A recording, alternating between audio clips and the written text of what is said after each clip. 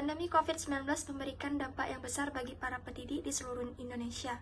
Pembelajaran daring adalah salah satu model pembelajaran yang dilakukan pada masa pandemi ini. Jelas terlihat sulit untuk dipikirkan, namun penerapan model pembelajaran daring ini tentu menuntut dari banyaknya pihak yang terlibat, yaitu seperti guru, peserta didik, dan orang tua. Pembelajaran daring di tengah pandemi ini memiliki dilema tersendiri, bagaimana caranya untuk mengukur pencapaian materi satu ke materi berikutnya. Sedangkan pembelajaran daring inilah salah satu dari pencegahan pemutus mata rantai penularan virus COVID-19. Belajar dari rumah sudah menjadi bagian dari new normal dalam menjalani kehidupan di masa pandemi COVID-19. Namun, kendala infrastruktur dalam pendidikan dan teknologi yang mungkin di setiap daerah perlu beradaptasi dengan cepat. Guru adalah garda terdepan untuk menyelamatkan masa depan. Mungkin di masa pandemi ini, tidak banyak guru atau bahkan peserta didiknya mulai mengeluh dengan suasana belajar mengajar yang entah sampai kapan kondisi ini akan berakhir. Melalui wawancara penelitian yang telah kami lakukan dengan beberapa guru dan siswa selama pembelajaran daring, motivasi belajar siswa itu menurun, hanya sedikit yang berpartisipasi dan aktif dalam pembelajaran. Berdasarkan hasil wawancara, guru menyatakan bahwa selama pembelajaran online diberlakukan untuk semua lembaga pendidikan, banyak yang mengalami perubahan. Salah satunya itu pada motivasi belajar siswa, terutama pada siswa jenjang SMA. Siswa SMA adalah individu yang memasuki masa remaja, di mana masa remaja sangat rentan mengalami permasalahan karena mengalami perubahan baru dalam dirinya. Adapun upaya motivasi yang dapat dikembangkan dalam meningkatnya motivasi belajar, yang pertama itu yang kita bisa menggunakan metode dan aktivitas belajar yang lebih ragam. Ibaratnya kita menonton tayangan televisi, pasti Anda akan merasa bosan jika hanya menonton di satu channel saja, bukan? Nah, hal tersebut pula yang kerap dialami siswa. Akibatnya, dalam waktu singkat, mereka akan merasa bosan dan kehilangan minat pada pelajaran yang diberikan. Oleh sebab itulah, dalam proses mengajar, sebaiknya tidak mengaplikasikan metode dan kegiatan yang monoton itu saja.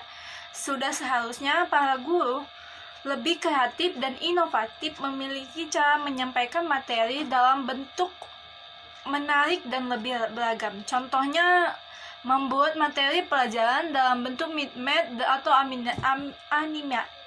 animasi. Dengan begitu, siswa lebih termotivasi menyimak setiap detail informasi yang Anda sampaikan. Yang kedua itu, mungkin ada menjelaskan tujuan belajar secara gamblang. Sekilas memang hal ini terlihat sepele, namun pengajar yang cerdas memahami pentingnya mempromosikan pelajaran. Usahakan siswa mengetahui tujuan utama belajar. Hal ini akan membuat siswa lebih memahami alasan kenapa mereka harus belajar sebaik mungkin. Pemahaman siswa akan pentingnya belajar bisa menjadi cara terbaik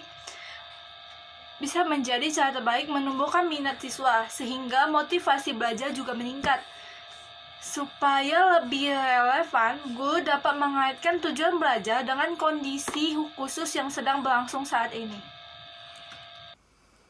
Memberikan bimbingan dan dukungan kepada siswa. Berikan kesempatan sama kepada setiap siswa untuk mengemukakan hambatan belajar yang sedang dihadapi. Setelah mendengar keluh kesah siswa, berikan bimbingan positif serta dukungan penuh.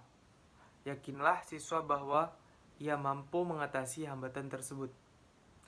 Menciptakan suasana belajar yang menyenangkan. Mereka membutuhkan suasana menyenangkan untuk bisa belajar dengan baik. Ciptakan kegiatan belajar yang santai namun serius, agar siswa tidak merasa terlalu tegang. Anda juga bisa menyelipkan humor dalam menyampaikan materi pelajaran. Memberikan apresiasi terhadap usaha dan pencapaian siswa. Tidak peduli sekecil apapun usaha yang dilakukan siswa, guru sebaiknya mengapresiasi hal tersebut dengan materi tujuan, memuji maupun komentar positif. sebagai bentuk dukungan dan rasa bangga atas pencapaiannya. Dengan begitu, siswa merasa kalau usahanya dihargai. Meningkatkan kualitas diri sebagai guru. Guru adalah pionir dalam aktivitas belajar mengajar. Oleh sebab itu, Anda juga harus memiliki kesadaran diri untuk terus melakukan perbaikan dan meningkatkan kualitas. Tentu bukan hanya kualitas dalam mengajar mata pelajaran, namun juga aspek psikologis anak. Selanjutnya, memaksimalkan fasilitas pembelajaran. Dalam usaha membangun motivasi belajar siswa, guru juga harus bisa mengoptimalkan fasilitas belajar, seperti memberikan informasi akurat bagaimana mendapatkan kuota internet untuk pembelajaran jarak jauh, sehingga siswa dan orang tua tidak terlalu terbebani. Memanfaatkan media belajar. Media belajar yang kreatif dan menarik merupakan daya tarik bagi siswa saat belajar online. Dengan begitu, siswa lebih fokus belajar. Media belajar yang dapat dijadikan alternatif mendukung proses belajar. Di antaranya adalah video belajar berbentuk animasi. Nah, selanjutnya, memilih metode pembelajaran yang tepat. Guru harus pandai memilih metode belajar sebab bisa menjadi tolak ukur apakah siswa merasa antusias atau sebaliknya jenuh dengan metode yang diterapkan. Agar lebih variatif, Anda bisa mengaplikasikan metode diskusi langsung memulai aplikasi belajar tertentu. Yang kedua, melakukan evaluasi pembelajaran. Evaluasi kegiatan pembelajaran mutlak harus dilakukan. Pasalnya, hal ini bertujuan menilai efektivitas proses belajar tersebut. Evaluasi dapat dilakukan dengan cara menganalisis nilai para siswa berdasarkan tugas atau soal yang diberikan, kemudian ambil kesimpulan. Pembelajaran berbasis online atau jarak jauh diharapkan memberi dampak positif pada siswa dan kemajuan pendidikan di Indonesia. Dalam hal ini, guru juga mengharapkan partisipasi dan pengasuhan orang tua di rumah untuk mendorong anak-anak mereka agar semangat belajar di rumah, menggunakan fasilitas yang ada, dan melakukan kegiatan sesuai dengan ketetapan pemerintah selama COVID-19.